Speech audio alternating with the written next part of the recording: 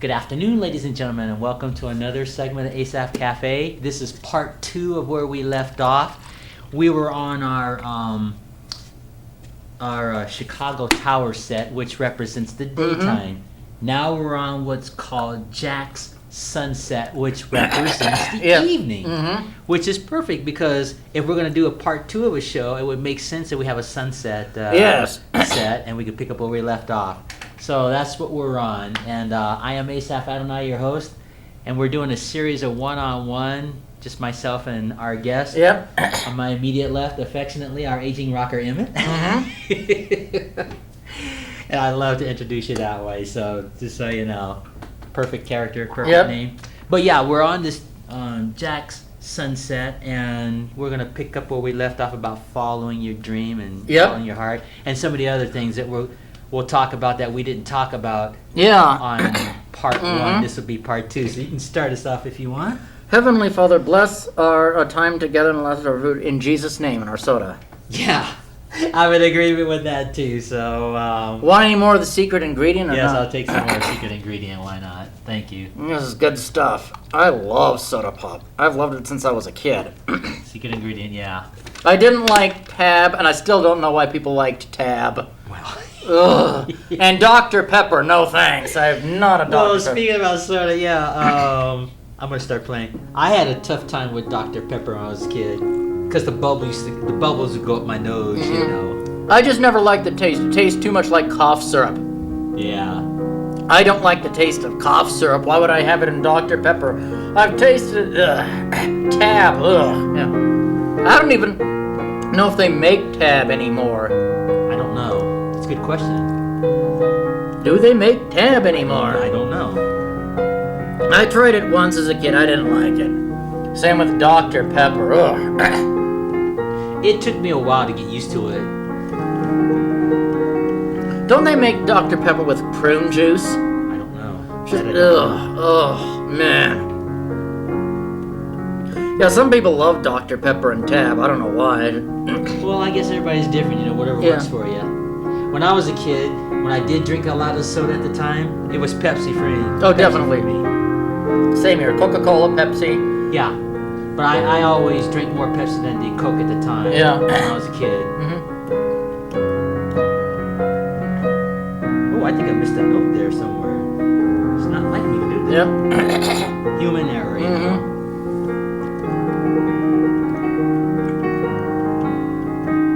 And the conclusion. Yep.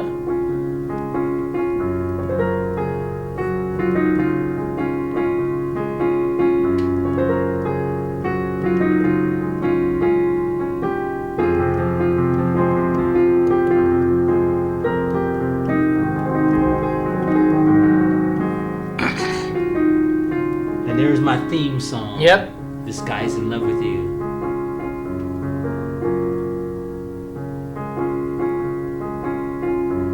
I must have played that song probably hundreds and hundreds of times throughout my lifetime. It's just such a neat song, and I never get tired of it. Yep. I'm gonna have some of these M&Ms. Yeah. M&Ms spelled backwards. Yeah. Never cared for M&Ms either. I've had them as a kid. Yeah, you know. Yeah.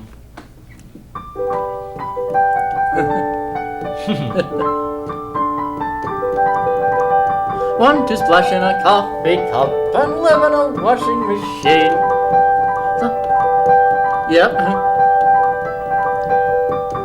Splash in the coffee cup and live in a washing machine. I want to splash in a coffee cup and live in a washing machine. Yep. That's cute. Yeah. So anyway, we got about 40-50 minutes to kill, so let's pick up where we left off. First, I'm going to talk about the commercials. Yeah. Because I didn't get a chance to finish on the commercials. Commercials. Yeah. Goodness. These keys are getting hard to push. Try it again.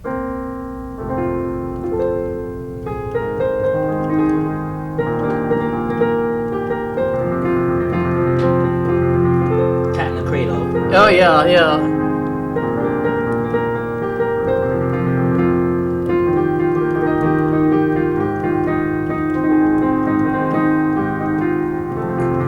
Neat song. Yeah. Yeah, I've never really cared much for commercials. Radio commercials, maybe they're just a little better, like on Easy 102, KUEZ FM. When I remember when it was easy listening, 1984 through 1986, they would play commercials from Wagner's Home Furnishings. It was just a local commercial, you know. And I don't know what the song was, but Mr. Wagner would come on and advertise the furniture. And this Was that here in Montana? Yes, they're here in Missoula. That was here in Missoula. I even went on a trip on home decorating at high school to Wagner's Home Furnishings. Very nice. And I talked, you know, I heard you on Easy 102, the commercial, and the song they always played was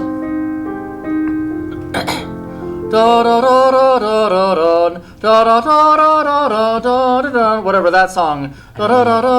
This was before I came to Montana. Yeah, so, and Wagner would talk about, you know, this is my furnishings, because home is the nicest place you should ever go. And I remember that because I would listen to Easy 102 all the time. I just had it on all the time, and I don't remember any of the other commercials. Oh, wait, they did have commercials for Don's Family Restaurant. That would have been before your time. I miss Don's Family Restaurant a lot. That must have been before I moved here then. Yeah, it was, they closed that in a good gravy, I think the year 1996 or so, or 97. I see. Yeah, 98, maybe 97, I'm not sure, but Don's Family Restaurant was just a nice restaurant. You had it had easy listening in the backdrop. That's what I remember. But see, you know, where I was going to go with the commercials is, you know, we were talking about the Clio Awards. Yes. And some commercials, like maybe the Super Bowl commercials or whatever, they can be pretty funny. So. Yeah. And so they, like the Academy Awards, they have the Clio Awards for commercials every year. And some commercials are classics. Yeah.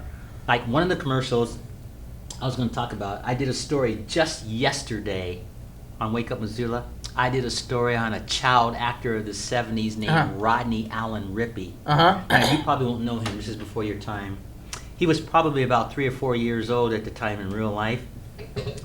And you remember the Jack in the Box restaurants that they had in California? I remember the ones in Tucson, yes. And they had this burger called the Jumbo Jack. It was this gargantuan hamburger. And I admit it was big, really big. Anyway, Rodney Allen Rippy was about 3 or 4. And so he, in the commercial, he picks up this burger that's about the size of his head. And it was so cute. It's so funny watching this little boy trying to take a bite of the burger, and of course he couldn't because he was too small. Yeah. So he like tore off a piece of bread when he was eating it, and they had the effects on the camera where this little child was trying to eat this big jumbo jack. Yeah. And he had a phrase, a catch line that said, "This is too big to eat," instead of saying "too big to eat." Yeah. Because he was just a kid. Yeah. And that catchphrase became a catchphrase. Yep. Everybody was going to Jack in the Box to get these jumbo jacks because of this child doing this commercial, and it catapulted this little baby boy to stardom. Wonderful. This kid went on to do television shows like The $6 Million Man and Marcus Welby, MD, with Robert Young's before your time, and Police Story, and The Odd Couple with Jack Klugman and Tony Randall. So this kid was very popular, and of course he did all the commercials for, you know, the Jack in the Box organization, and just the cutest little boy. Yeah. And it was funny, the in the commercial there was this narrator. "What are you doing, little boy?" "I'm going to eat this hamburger." "What's your name?" "Rodney." "What's your last name?" Rodney Allen Rippy. And it was just like this cute little narration. You didn't see the announcer, you just heard his voice as this kid was trying to eat this burger. Yeah. Just the cutest commercial. And he went on to become a very, very popular child star. Cool, yeah. And the other thing that was funny about him, when he was probably about 5, you know how they have those AMA Music Awards every year? Well, they had this one year where Rodney Allen Rippy was going to be a presenter. And of course, he was so tiny that they had to pick him up and put him on that little stand. So Michael Jackson and Donny Osmond was standing behind him. And Rodney Allen Rippy was sitting on that little podium. And there was another little boy next to him. And so they were trying to get these two boys to announce who the winner was going to be for the award. So Rodney Allen Rippy takes the paper out, and he didn't know who the group was. That's what made it funny, because he was only like 3 or 4. Yeah. There's no way you could know. And then he was going to go read who the winner was, and he couldn't read who the announcer was, because he probably hadn't learned how to read yet. Right. So that made it even more funny. So he couldn't read it, and there was no way he could pronounce it. So what he did was he just took the paper and just waved it in front of the camera, and it showed up on camera who the winner was. And it was just the funniest thing. Mm-hmm. It was the Carpenters that won that year. So, but my point is, he was just such an adorable little child star. And then as he started getting older, his popularity just grew. Yeah. It was just an amazing thing. All from a Jack in a Box commercial. Amazing, yep. So, now I don't know if that won the Clio Award or anything, but they do have these Clio Awards for the funniest or the best or the cutest commercial. Huh. And so I just wanted to share that bit of wonderful, history there, just like the Academy Awards. Yeah. Clio Awards. Now, getting back to following your dream, and I'm going to play a song here.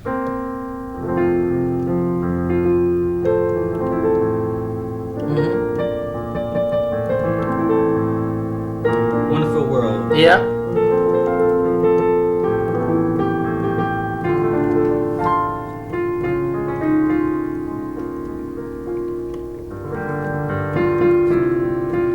I'm going to talk about dreams in a moment.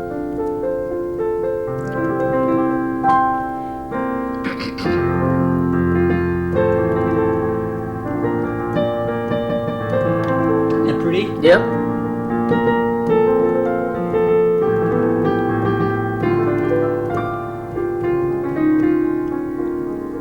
These keys are getting hard to push down. Yeah. And now we're getting to part 2 of the song. Yeah.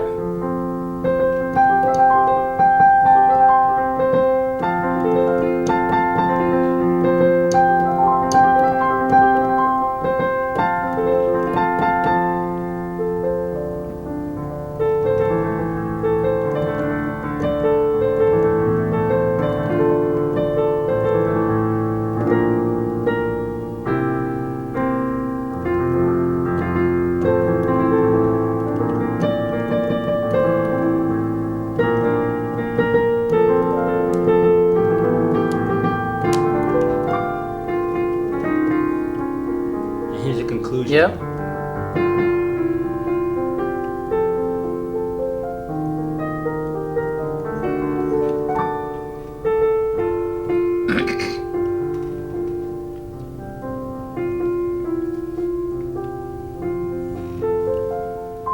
It's a wonderful world. Yeah. I always get that mixed up with the movie A Wonderful Life. Yeah.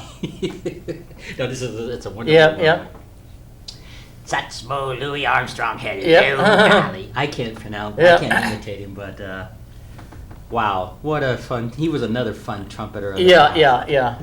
Louis Armstrong, and of course Herb Alpert. We were talking about Yeah. him earlier. And, I think I can use his song here for a few seconds. Here. Let's have fun with old Herb Alpert here. Is he still alive? Yeah, No. just for a few seconds we can. What a trumpet player Yeah. this guy was. I'm gonna put this up here. This is a song called Taste of Honey. Yep. And it was fun because, like we talked about, they had these songs in the past. Grocery stores. Yes. That's what it is.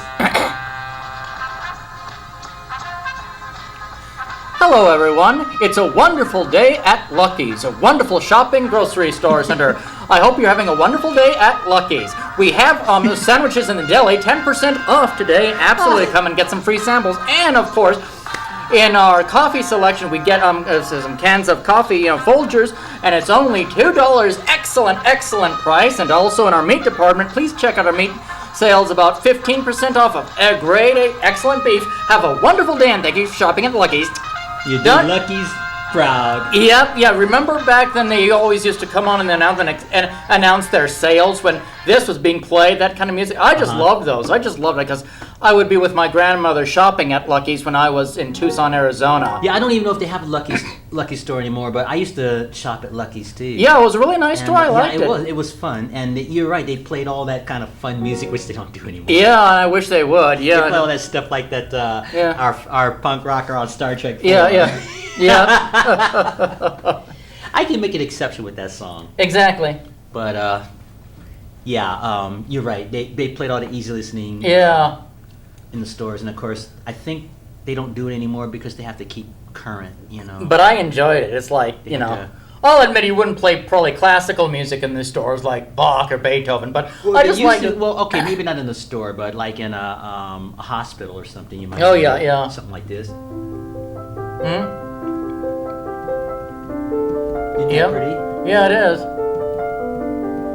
I'll play it for you. Mm-hmm.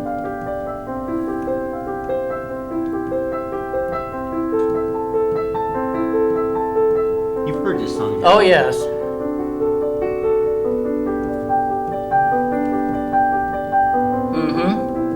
Prelude in C. Yeah, I never even knew if they played in a hospital, Well, maybe in a hospital or a hotel, maybe. Yeah, a hotel, yeah. Yeah, but I miss Lucky's, Oh, yeah. It was a really nice place, yeah.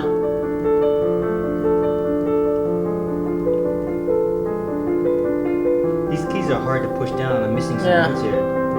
My grandmother was a really great grandmother. She and I were really close. She passed away at age 75. Your grandmother, grandmother? Just my grandmother. Okay. On my father's side, yeah. Tell me about her. She was really nice. She was really cool. I've known her for many years. She and I would grow up. We were really close. She loved science fiction and that kind of thing. Really? Yeah, she'll watch Star Trek and Battlestar Galactica and Buck Rogers. Sometimes we would watch it together, even over the phone, and just sometimes we would pretend we were, spaceship, alien characters like from different planets would go out in outer space, and I would always go to I would always pretend even over the phone, because we talked a lot over the phone, that we were going to the Star Wars Cantina bar and our various adventures, and we had Space Wars, and she was just really cool. She also loved the Lawrence Welk Show. Okay. Loved the Lawrence Welk Show. I mean, she had a little trailer in her trailer court, and if she was out shopping, she would take me to Lucky's. I remember that. She would go to Lucky's, and they had something like green stamps, which she used to collect for savings. I remember those green stamps. She always had those. And sometimes, I think it was at Lucky's or some other place, they had a dime store. I don't know what it was called, but it had a soda fountain and some food. We had some food like this at a dime store. And then if we were shopping at Lucky, I could pick out a little, dollar toy or 50-cent toy like a laser gun or a spaceship or something, and she had a little, a place, a little cupboard with a few children's books and my toys, and she was just really a really cool person. She loved science fiction. I kind of turned her on to it, but she loved it. That was really cool. And we would talk occasionally about politics or that kind of thing, but she's really, really, really cool, and she and I were very, very close. I would have my warm soda, and I would keep her company over the phone, and kind of like this when we would talk about science fiction or Battlestar Galactica. Wow, that's exciting, I would come home after school. That's a neat memory. Yeah, I'd talk to her over and over again when I lived in Tucson. Just really, really nice, and just really. Aunt Ruby, really nice person too. She was very religious and was always praying for me, and she lived in the same trailer court as my grandmother, Grandma Eva. So you had your Aunt Ruby and my grandmother Eva. Yeah. So you were close to those two relatives. Absolutely. Good for you. I'm glad to hear that. So he can pay a little tribute to your. Yeah, just really, really nice. She was really nice, very intelligent though, and she had a lot of health problems. She would walk around with a walker. She finally passed away of natural causes, age 75, and. You talking about your Aunt Ruby? No, Aunt Ruby died in 80. 80? Not 1980, but she died when she was 80. Grandma Eva died, I think, when she was 75. Yeah, okay. Passed away when I was an adult. Well, you're very lucky to have had those two relatives to be that close to. That's pretty cool. Definitely. I didn't know them, but that sounds wonderful. What you're saying. Oh yeah. They would both appreciate this show a lot and love their show if they saw it. Sure, they probably would. Yeah, maybe they're watching it in heaven or something. Yeah, I believe that. Now, some theologians may differ. I believe that people in heaven are conscious of what's going on down here. They may not be paying attention to it because they're having such fun in heaven. Yeah. But I believe they're conscious of it. Oh, absolutely. So I wouldn't be surprised if maybe your auntie and your grandma maybe look on the telescope of heaven. Yeah, and see their show. See, hey, there's Emmett. He's all grown up now. We'll be waiting for him to get here soon. Yeah, definitely. Yeah. Again, I'm putting a disclaimer because I'm not a theologian. Exactly. That's just something that I think is possible. Yeah. Oh, yeah. But anyway, yeah, I was really close to her since I was 5 years old and just on up to age 13 when I moved away from Tucson to Lewiston, Idaho, and I was still occasionally. So you're close to both of these, yeah. Oh yeah, closer to Grandma than Aunt Ruby, but Aunt Ruby really loved me and always wrote me and said she would be praying for me always. Always kept me on her prayer list because she was a prayer wonderful thing warrior. when people are praying for you. Absolutely. I know people get their nose all bent out. I don't want nobody praying for me, but baloney. You need it, and I need it. And yeah, everybody. When somebody comes up to me and says they're praying for me, even if they believe different, exactly. I find a little comfort in that. Yeah. Especially if it's like Christians, they come up, hey, Asaph, we're praying for you. Yeah. And even Grandma, when I moved to Lewiston, she would often write me, in little things. I remember, or Christmas cards. I remember when we would talk long hours on the phone and that kind of thing about science fiction. We pretend to be science fiction characters from other planets. Mine was, of course, Avok from the planet Avon, and she was Zephyr from some other planet. We would talk about planets and pretend to go into the Star Wars Cantina bar in her spaceship. Incredible. She had quite an imagination. She wasn't, She sounds like she was a lot of fun. She was, and a very loving grandmother. Absolutely. One of those type that can really influence a child to go the right way or try to. She's very positive influence, I thought, Well, good for you. Yep. I'm going to stop right there. Oh, yeah. Very good year. Well, I'm sure you miss your family. And Yeah. You'll see them again. Oh, yeah. But I wanted that tribute since we were talking about the easy listening and Lawrence Welk, and she loved Lawrence Welk. Well, let's do an easy listening for your family when you're not here. We're talking about Herb Alpert. I'm going to play The Lonely Bull. Mm-hmm. The Lonely Bull? Lonely Bull. That was one of his big hits. You'll recognize.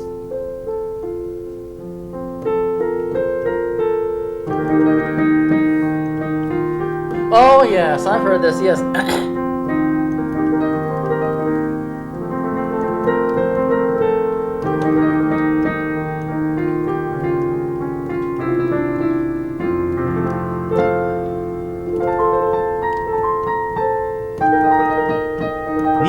Yeah. My grandmother fell somehow, and she was in the hospital, and I would have given color in the hospital. I was able to do that. When she came home, she was always, on this this couch she always had near the TV, and she would have one of those heating pads on her back because she was recovering from back surgery and then hip surgery or something. And it was kind of nice to keep her company, and we would just talk and whatever while she was recuperating from that. It was kind of nice, Oh, that's really sweet. Well, I'm glad I got to play that for her ear. Yeah. Ruby and your grandmother. That song's called "The Lonely Bull" by Herb Alpert, which we did his little Tijuana taxi. Yeah. Taste of Honey earlier. But Herb Alpert, he's just such an amazing musician. Yeah, he is. When I was hearing...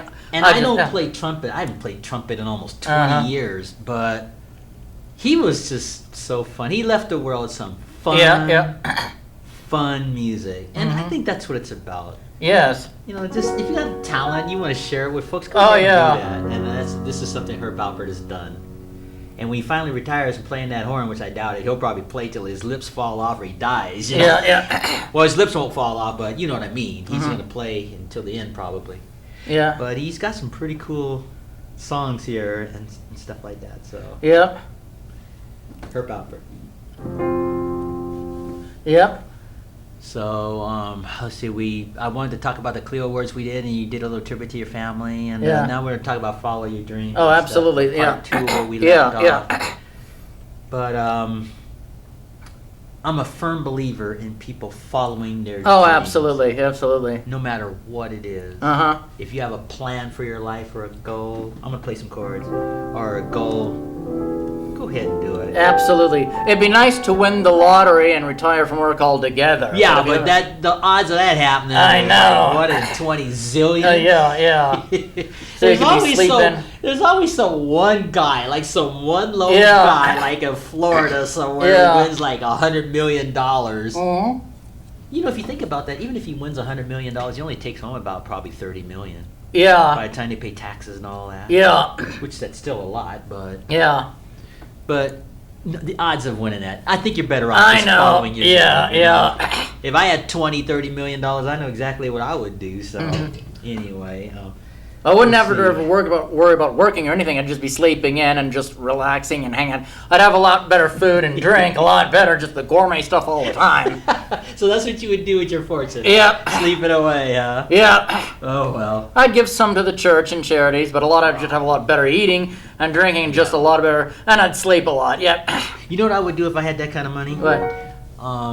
The first thing I would do after they pry me off my knees from saying thank you. Oh, God, yes, absolutely. You know, they had to get a crowbar. Yeah. Hey, we got to get Asaph off his You knees. got to do here. that first. Yeah, you got to do that. He's got a crowbar. Let's get a crowbar Yeah, pry him off his knees. And after that, you know what? No, seriously, all kidding aside. Well, not that that's kidding. But after giving thanks and so on, I would pay every debt and every loan. You know, like say a college loan. Yeah. And I would get my credit squeaky clean to where it's like immaculate. Oh, yeah, you would have to, yeah. No, seriously, Yeah. that kind of money.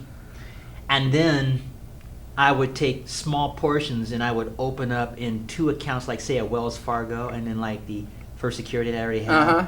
I'd put about, say, $3,000 in a savings Yeah. and checking on both banks to set that up. Mm-hmm. And then I would have what's called an appreciative fund, which you've probably heard. Nope. That's where you put money into an account and you can't touch it for 20 years. You have Whoa. to let that grow. So the more money you put, it doubles. It's Yeah. like if you put like say $500, it'll double. And it grows over a 20-year period. That would be my retirement. Yes. Then what I would do is, and not that you're putting your faith in it, no, but common sense. Right, you know, right. You know, you're going to get that kind of money. You might as well prepare yourself. Well, you got to save for retirement. I don't have the money to save for Well, retirement. no, I'm just saying if I had that kind of money. Exactly. That's what I would do. Yeah. And that's over a 20-year period. And then you already got monies in the Yes. savings that would grow Yes. and checking. And then my second mom, Laura Stevens, real sweetie in my life. Uh-huh. I know she lives in a nice house that Frank left her. And I would see to her needs and her comfort. And I would take care of my mom. Mm-hmm. Because she's really the only mom I've ever known. I know Yeah. she didn't give birth to me. Yeah. But she's the only mother Mhm. I've ever known. And I would take care of her. Mhm. And then I would try to help a few people here and there personally. Mm-hmm. And then there'd be a few things I'd have for fun. Yeah. I'd call it party time. Yep. I'd get this big flat screen TV in my Yeah, house yeah. and get all these goodies and stuff. Oh, yeah. And I'd get 2 forms of transportation. You know, I'm not saying no Lamborghini or anything. Yeah. What I would do, I would get one of those big, you know, those mobile homes that you drive. that- Yes. Like they do on those bus tours. Yes. So that if you want to like go across the country, you can. Oh, do yeah. that. I'd get one of those, and I'd get 2 forms of transportation. And the reason I say that, this is something my sister once said, because if you get one car and you drive it all the time, you drive it to death and it'd fall out, and then you'd be stuck again. Yep. You get 2 cars, you can take turns. Just, you know, like get a Honda, Yeah. or a Jeep, you know, just you know, that won't break you. Mm-hmm. See, I would get, and then I'd get a nice house. I always wanted to get a log house. Yes, A log yes. cabin. I'd get like this big 5-bedroom house, and I'd get all this wooden stuff that pertains to the West, like Western silverware and things like that, and I'd get all that. Mm-hmm. And then the rest I just probably like give to charity. Yeah, you yeah. know, ministries Mhm. and things like that. Now some ministries probably wouldn't take your money if it's Yeah. lottery money. Yeah. And I think that's a individual. Yeah. I wouldn't have a problem with it at all. I'm gonna tell you why. Because you know, I respect people that say you shouldn't take lottery money.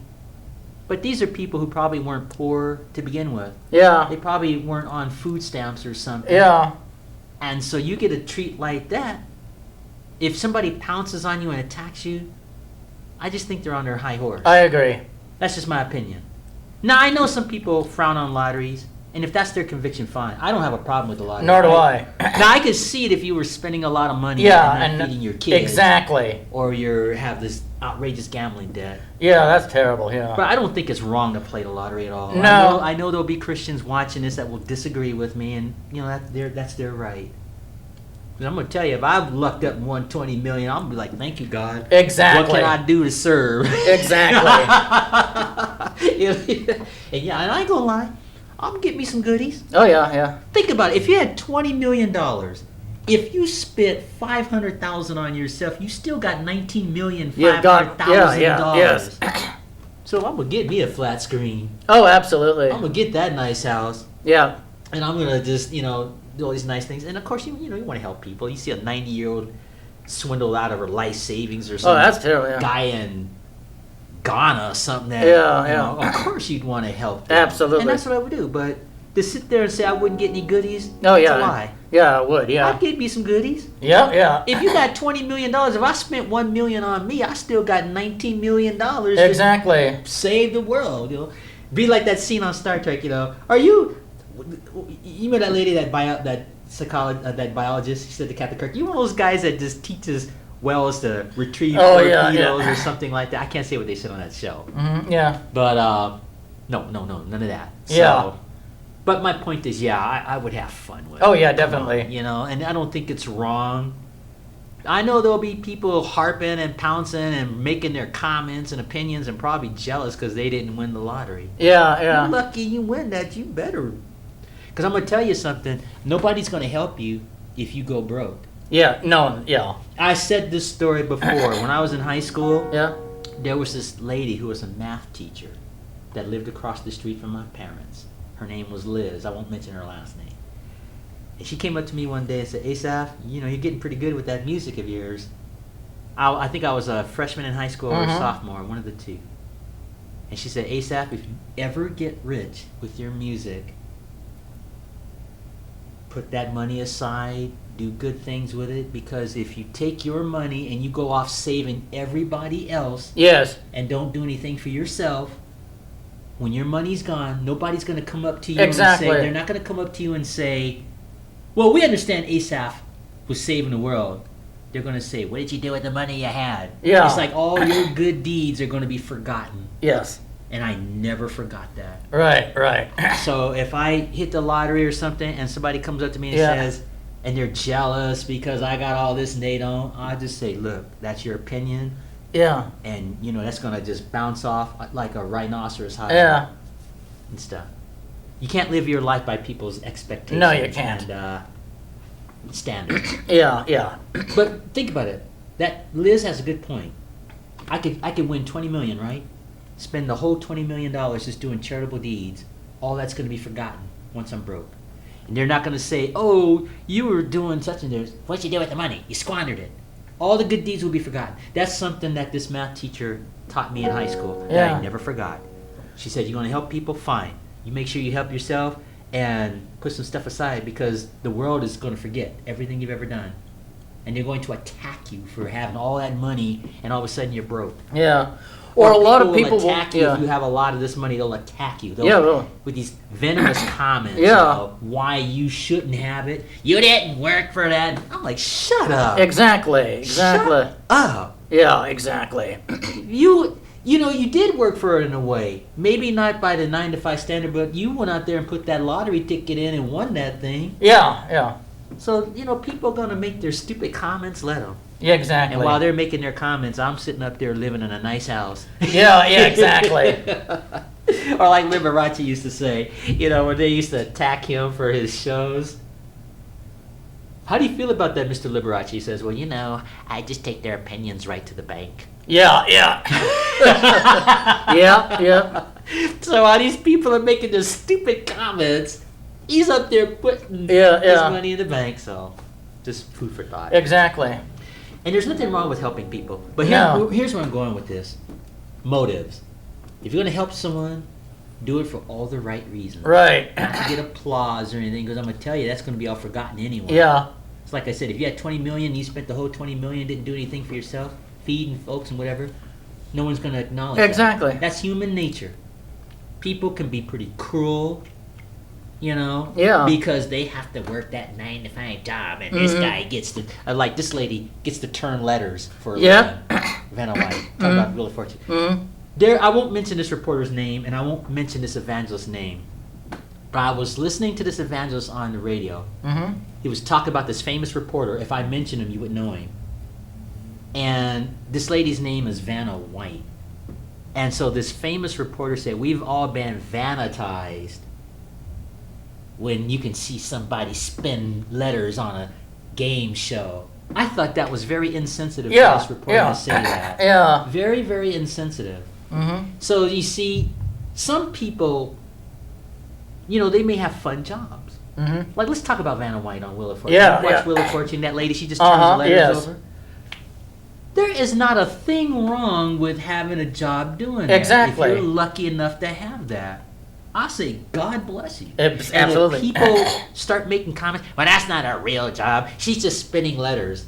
They're just jealous. Yeah, exactly. That's all they are. They're just jealous because it didn't happen for them. Yeah. And like you said earlier, some people are lucky enough to do these jobs that are fun. Some people are lucky enough to do these jobs that they just love. And it's not really work. Exactly. If you're doing a job that you love. Exactly. So, Vanna White, I'm like, I see her on TV and she's spinning letters like, God bless her. I'd be like, okay, I want to see what nice dress she's going to be wearing tonight. Exactly. And it's fun to watch this lady. Yeah. Because come on, let's face it. If Vanna White wasn't doing that, you going to sit there and tell me you wouldn't do that? I would. Yeah, absolutely. Yeah. You let Pat Say Jack call me and say, Asaph, you want to spin some letters for a month? I'd be like, how fast you want me there? Exactly. And I'll be in Hollywood. Hey, I'm Asaph spinning a letter A. Yeah, exactly. I'll spin it if my name ain't Asaph. Yep. And I'll take the money and run too when it's over. But see, the point that I'm going with this, you get a job you love, do it. Exactly. If people are gonna make their comments, just let them make their stupid comments. These cackling hens. Yeah. You know. Here's another example. You won't know her. Her name is Robin. I can't remember her last name. She was African American talk show host. Robin Givens, I think was her name. She did a sitcom when she was a teenager. She went on to host this. It was like a talk show. Right? When they had those talk shows. And there was a guy that was on the program who stood up in the audience and said, "Well, look at you. You don't have a real job." And she got heated, and she defended that right on her show. She said, whoa, back up. Yeah. And she said, I work just as hard at what I do as what you do, whatever it is you do. And I thought that was cool because, we were talking about the 9-to-5 people make these judgment calls. They think just because Robin Givens isn't working some traditional 9-to-5, hi, may I help you? Yeah. No, that lady is a talk show host. They have to prepare that show. They have to have these writers and all. And you don't see that on the show. All you see is her on TV for 1 hour. And so the misconception is people think that someone like Robin Givens or Bob Barker of Price is Right, for example, or Drew Carey now. They think just because you see this person for 1 hour a day, that they just do that and they don't do nothing else all day. That nothing could be further from the truth. Exactly. These people work really hard, not only what they're doing, but future shows. Like they tape like about 3 or 4 shows a day. Yeah. And see, people don't realize that. So when they're making those comments about it's not a real job or whatever, they're just jealous. Yeah. They're just jealous. The spoiled little jealous, and they're on their little spiritual high horse, I call it. Yeah. So. Yeah. But yeah, follow your dream, and absolutely, you'll have a fun life. It will. Because I'm gonna tell you, if you live your life by people's standards and expectations, when you get old, they're not gonna come up to you. Oh, congratulations! You lived your life like we told you. They're gonna be doing the same stupid stuff when they're 70 years old that they're doing when they're 40. Yeah. And you be to live your life not following your dream. Exactly, and it's too late. Mannheim Steamroller, I don't know if you've heard their music. I love their music. I have a lot of their albums. That would be fun to do. Go out into the wilderness or in a backdrop, have those synthesizers, sing about, and playing music about the seasons, and going, woo, dun dun dun dun dun dun dun dun dun. Yeah, wow, but they're doing, they're doing what they love, and like me, like I said in the other show, I get to live my life and do what I love. Exactly. I may not be a household name like it was a Mannheim Steamroller. Steamroller. I know who they are. But the point is, whether you're famous or not, follow your dream. Exactly. You know what it'd be like that Frank Sinatra song, "Put Your Dreams Away." Yeah, that's creepy. Yeah. It's a beautiful melody. Let me play a piece of it for you. Oh, speaking of songs that I don't like, one of my least favorite songs that really made me sick, even as a young kid. That's beautiful. When I was 10 or 11, I heard this on the radio. My sister would drive me to school or something, or just on the radio, that horrible song called "Don't Cry Out Loud."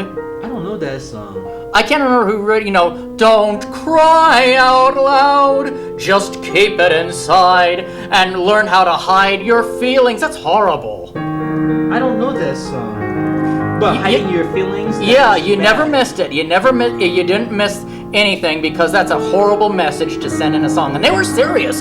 That's what it was about. Don't cry out loud. That can give you health problems. You should cry openly. It's a release. I've cried many times if I'm unhappy or if I see something beautiful. But if I were to just hide my feelings, and there's something about, and if you mess up, remember you almost had it all because you almost didn't cry. Right. Let's talk about that. That's very unhealthy to not release your true feelings. It is very unhealthy. Psychological problems, mental health issues. Yep. If you want to cry, cry. Exactly. And what gets me is in our culture, let's say you come from a farm or something. You got these old cowboy type for your dad.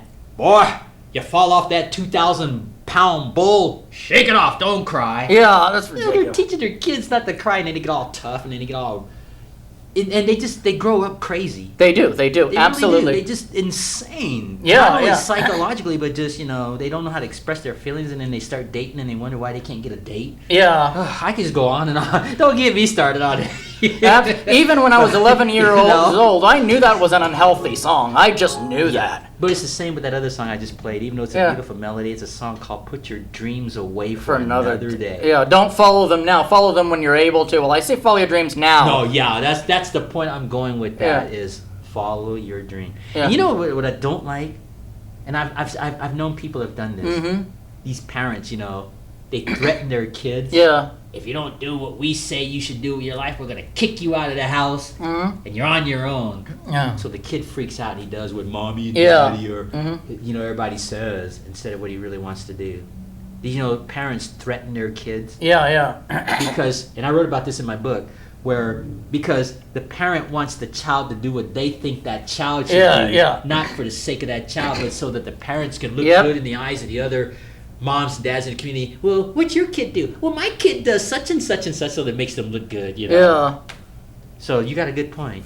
Yeah, definitely. You don't cry, you better cry. You want to express your feelings, you better get that stuff out. Exactly. It's toxic if you don't. Exactly, like when Father Harrington, my father confessor, and of course my spiritual director, he and I were very close. We'd talk about everything because I needed him sometimes for spiritual counseling and pastoral counseling when I've had a lot of hard times. He passed away at the age of 90, and I just cried for a few months, and Butch put on Neil Diamond and Gore, and John Denver, because he was so kind and so caring. If I had just kept all that in, I would have been physically sick. Yeah, or ended up in an institution. Yeah, I'll be the first to cry. Exactly. I'll cry in a minute. I'll even cry tears. That's what I do. Cry real tears, buckets of tears. Like when my second wife left me at the time, I cried for almost 3 years, literally, in my prayer closet. Yeah. I used to be on my knees with tears, pouring my heart out to God. Yeah.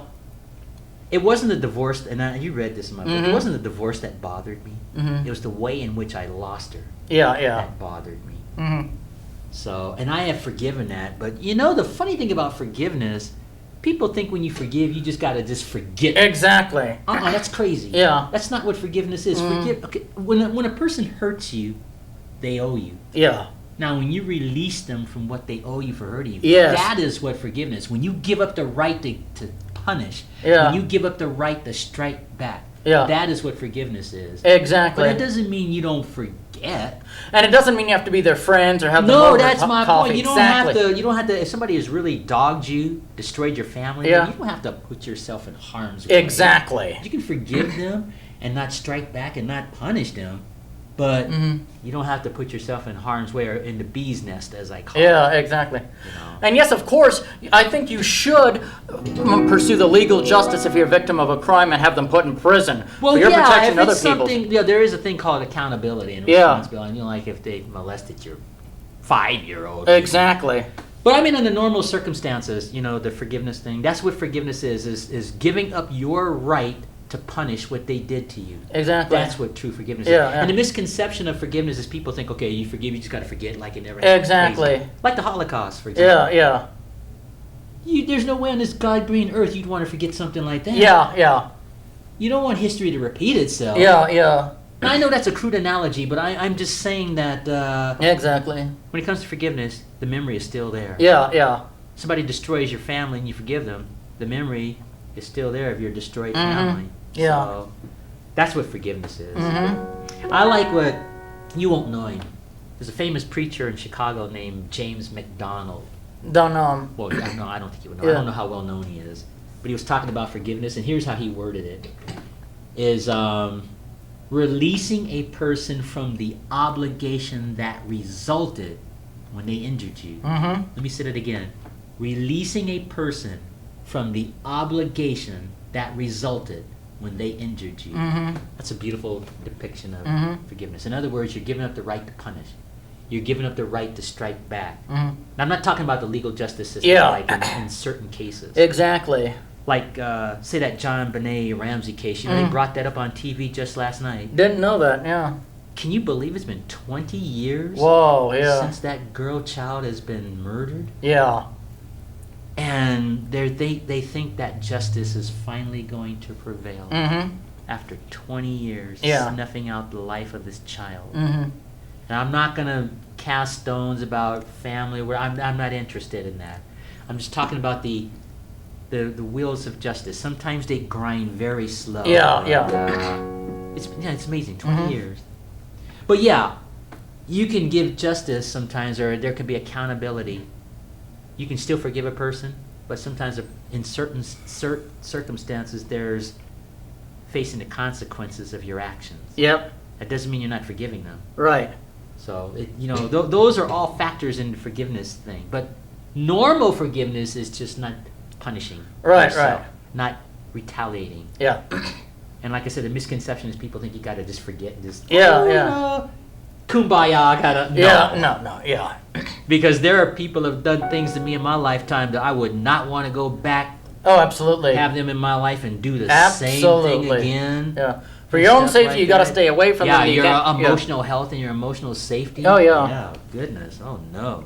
I Yeah. wouldn't want that, so just food for thought. Yeah, and often I think a lot of the people in junior high, like in Wakefield Junior High, that were terribly violent toward me, and a lot of other things. As I was attacked in Jennifer Junior High, but because of whatever, a lot of them probably are in prison. They're probably up in prison getting their punishment anyway. They're probably in trouble with the law, Yeah. probably in solitary, flipping out. So I mean, and I've seen God. I don't want to sound like I'm vengeful, but I've seen No. God's justice work in my favor. I wasn't even praying for vengeance, just let it Yeah, go. I know. But then That God can strikes happen. them down, or they make bad decisions that they really mess up their Well, life. I wouldn't yeah. even say necessarily it's God doing it to them, but what I'm saying is the wheels of justice sometimes Yeah, exactly. grinds very slow. Yeah. That's just life. Yeah. And I think that's where faith in God comes in. If something traumatic Exactly. happens and justice doesn't happen right away. Mm-hmm. But there's hope because in the Old Testament it says there's going to come a day Yes. of reckoning. Oh yeah. And God is going to right every wrong. Exactly. You may not get that in this life, but it gives you hope It does. Yeah. that people who get away with stuff they shouldn't, Mm-hmm. it's not going to go on forever. There Yeah. will come a day of reckoning, as they Mhm. call it. So, but hopefully, heinous things won't happen while you're down here. Yeah. Unfortunately, They do. Yeah. Sadly. Yeah. Stuff like that. But yeah, forgiveness. I've forgiven a lot of people in my lifetime. Oh, yeah. That have done some really Oh yeah. pretty nasty things. Yeah. But when I lost my second wife, that was probably one of the most painful things that ever happened to me Yeah. at the time. And I'm not proud of being married twice, which I mentioned in my Uh-huh. book. Sometimes things happen beyond your control. Mhm. Stuff like that. And these things do change you for better or worse. They change you, like traumatic loss and grief. Like if you lose a loved one, it'll change you and you cry for a while. It'll change you for better or worse. It'll change you. There's no way, Yeah. you're not gonna ever be the same again. Of course not. It's like Ronald Reagan. They were doing a documentary on him on PBS just a couple Uh-huh. days ago after he got shot by Hinckley. Mm-hmm. I think he was never the same. Yeah. And what I mean by that is his speeches were just sluggish, more slower. Yeah. I know he was getting physically older too, but those are factors. But I think there was an emotional Oh yeah. aspect to that. Yeah. So you got a point there too. Mm-hmm. And you know what, my friend? What? It's almost time to quit. This Whoa. hour just rose by real quick. Fascinating. And I loved what we talked I about. did. But the main thing is, if you're struggling with not forgiving, the Yeah. only prisoner is the person who doesn't forgive. So if Yeah. anyone's watching this, I hope they'll just let it go. And you'll need the grace to forgive. You need I that understand prayer. that. You need to pray for that grace. Right, 'cause and that- then also, my final words, follow your heart. Exactly. Follow your dreams. Yep. And you'll be a happy person. Mm-hmm. And on that note, ladies and gentlemen, I am Asaph Adonai, and thank you for tuning in. This is part 2, so Emmett and I covered a lot of stuff between both shows. So, affectionately, on my left, our aging rocker Emmett. I am Asaph Adonai, you're a host, and so thank you for tuning in to Asaph Cafe, and until our next show, Maranatha. Yep. Play this real quick, Ed.